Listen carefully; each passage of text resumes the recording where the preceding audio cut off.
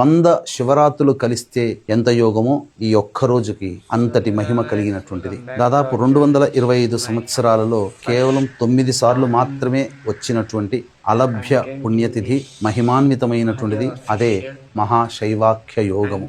కృష్ణ చతుర్దశి, ఆరుద్ర నక్షత్రము, అలాగే సోమవారం కలిసినటువంటి రోజు. ఇటువంటి రోజు పరమేశ్వరుడు సదా ప్రసన్నుడై ఉంటాడు. ఈ 13 జూలై ఇది తప్పిందా 2053లో వస్తుంది, అది తప్పిందా 2070లో వస్తుంది. కాబట్టి వీక్షించేటువంటి ప్రేక్షకులు శివానుగ్రహం కోసం ఈ రోజున దగ్గరలోని శివాలయంలో అభిషేకము, అర్చన, వీలైతే అన్నాభిషేకము జరిపించండి.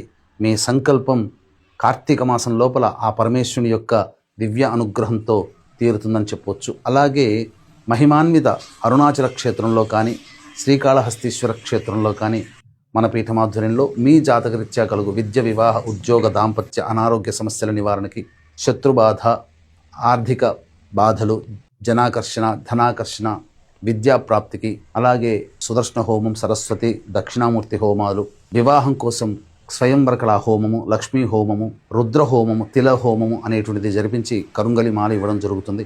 ఈ కార్యక్రమంలో నమోదు చేసుకోదలిచినటువంటి భక్తులు